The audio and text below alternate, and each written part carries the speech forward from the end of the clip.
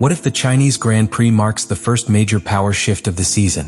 While Mercedes arrives in Shanghai with more doubts than certainties and with George Russell facing a weekend that could expose the real weaknesses of the W17, the FIA has already confirmed that Ferrari lands with one of the largest and most aggressive update packages seen so far in this new era.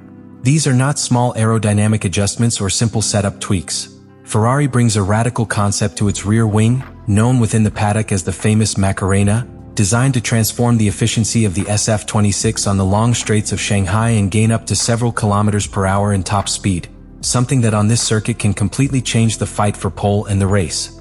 And while in Maranello they believe they have found a formula to combine stability in curves with a brutal reduction in drag on the straight, at Mercedes concern is beginning to grow because the W17 arrives at one of the circuits that most punishes the lack of aerodynamic efficiency and energy management, two areas where the team has already shown signs of weakness. If Ferrari gets this package right, the championship hierarchy could begin to change much sooner than expected. And the first to feel the pressure could be Russell. The arrival of the Chinese Grand Prix not only represents the second major strategic stop of the season, but also the first point in the calendar where technical concepts begin to truly separate. Shanghai is one of those circuits that does not forgive structural weaknesses. An extremely long straight that punishes aerodynamic drag, a first part of the route where the stability of the car in long support is vital, and energy management that can decide overtaking or defenses in a matter of meters. In this scenario, a very clear narrative appears within the paddock. Ferrari arrives with an aggressive and carefully prepared technical package, while Mercedes lands with more questions than answers about the true performance of its W17. The FIA has already confirmed that the Maranello team introduces a large package of updates for this weekend, which immediately puts the focus on what can happen to teams that have not yet found ideal aerodynamic efficiency. And among them, one of those that feels the most pressure is Mercedes, especially with George Russell as the figure who must demonstrate that the car can compete head-to-head with direct rivals. The heart of this Ferrari package is the famous rear wing that is already known within the paddock as the Macarena concept, a solution that is not limited to opening a flap as with the traditional DRS, but also proposes a much more radical interpretation of the wing's behavior in a straight line. The idea is that the main plane can modify its angle very aggressively when the car enters maximum speed zones, reducing drag extremely and allowing the SF26 to gain a considerable amount of top speed. The technical analysts talk about figures that could range between 5 and up to 10 additional kilometers per hour in certain configurations, something that in a circuit like Shanghai becomes a huge advantage.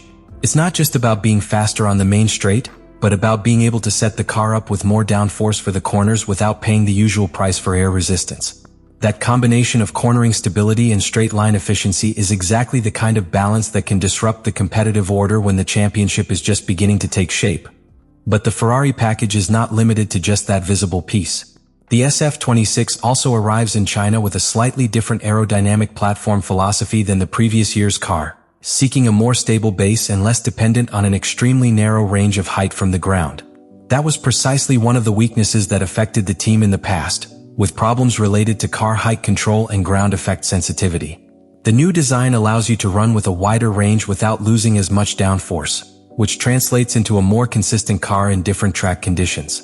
In this context, the Macarena wing acts as the piece that compensates for the extra drag that a slightly taller car would normally produce, creating a synergy between mechanical stability, aerodynamic efficiency, and straight-line performance.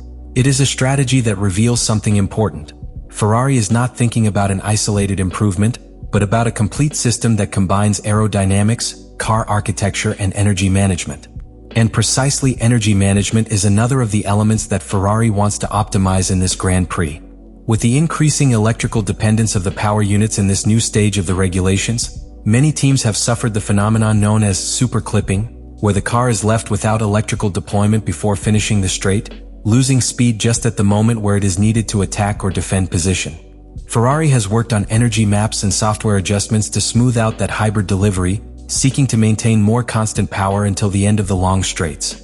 This may seem like a minor detail, but at a circuit like Shanghai it can mean the difference between completing an overtake or being stuck behind another car for several laps.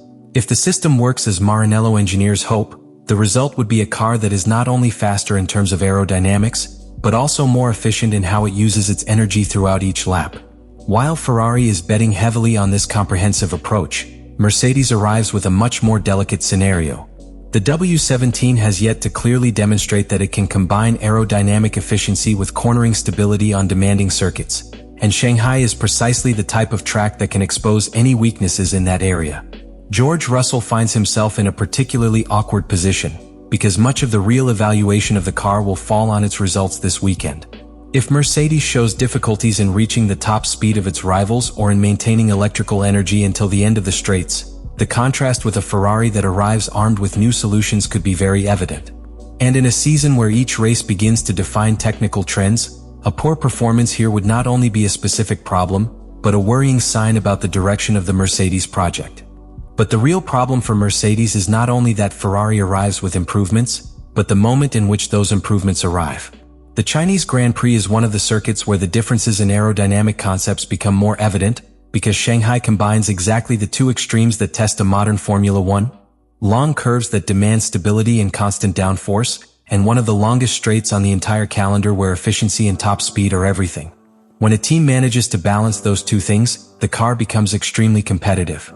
And everything indicates that Ferrari believes it has found precisely that balance with the new package that the FIA has confirmed for this weekend. If the SF26 really achieves that improvement of between 5 and 10 km per hour in top speed that is discussed within the paddock, the impact would not be small.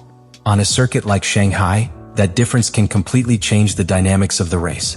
A car with more speed on the straight not only overtakes more easily, it also becomes much more difficult for rivals behind to defend. That means that Ferrari could afford configurations with more downforce to dominate the long corners of the first sector without paying the usual price on the straights. And that's where the real contrast with Mercedes begins to appear. The W17 has shown signs of struggling precisely in that area of aerodynamic compromise. On certain circuits the car seems competitive in corners, but pays too much on the straights, while in other configurations the team tries to reduce drag and ends up losing stability on long supports. That unstable balance is exactly what Shanghai can punish most harshly. And when a rival team arrives with a package designed specifically to attack that type of circuit, the comparison becomes inevitable. For Mercedes, this weekend could become a kind of technical test against Ferrari. In the midst of all this appears the figure of George Russell, who is in a particularly delicate position within the team. Russell not only has to fight against rivals who may have faster cars at certain times on the circuit, he also has the responsibility of extracting the maximum from a car that is still in the process of being understood by the engineers. Every qualifying, every long run and every overtaking attempt becomes a test of how far the W17 can really go. If the car lacks top speed or loses energy efficiency on the long Shanghai straight, Russell will be the first to directly confront those limitations on track. Furthermore, there is a strategic factor that could further amplify this problem. With a Ferrari that is faster on the straight and potentially more efficient in energy management, the overtaking opportunities against Mercedes could multiply. On a circuit where DRS already plays an important role, adding a car that has a natural top speed advantage completely changes the way track battles unfold. Russell could be forced to constantly defend in the DRS zones, wasting tires and energy in attempts to maintain position against a Ferrari that arrives with new technical tools precisely designed for this type of scenario. And all of this happens at a very early point in the season, when teams are still trying to understand the true potential of their cars. If Ferrari shows that this package works as they hope, it would not only be a specific improvement for the Chinese Grand Prix, it would be a very clear sign that the team has found a solid technical direction for the development of the SF26 for the rest of the championship. On the other hand, if Mercedes again shows inconsistencies or lack of performance on such a demanding circuit, questions about the W17 concept could begin to grow much sooner than the team would have liked. And it is precisely here where the situation begins to become really uncomfortable for Mercedes and especially for George Russell. Because if the Ferrari package works as engineers expect, the Chinese Grand Prix could become the first scenario where the difference between both projects is seen with complete clarity on the track. Shanghai is a circuit that amplifies any aerodynamic or energy efficiency advantage. And that means that a car that manages to combine cornering stability with dominant top speed can control much of the weekend.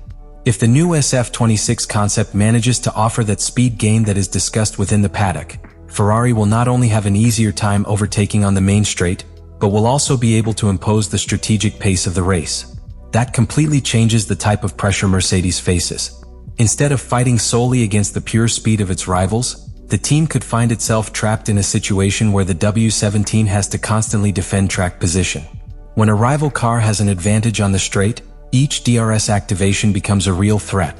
And on a circuit with long acceleration zones like Shanghai, that threat is repeated lap after lap. For Russell, this means having to drive at the limit for prolonged periods, defending under long braking and managing tires while trying to prevent the cars behind from taking advantage of that difference in top speed. Furthermore, the psychological impact within the paddock is not minor either. When a team introduces a big FIA-approved update package and that package works from the first weekend, the technical message it sends to the rest of the grid is very strong. It means that the car concept has room for development and that the engineers have found a clear direction to continue evolving it during the season. Ferrari seems to be trying exactly that with this package. Not just improving immediate performance in China, but demonstrating that the SF26 has a solid foundation to compete consistently on different types of circuits. Let me know in the comments what you think about all this.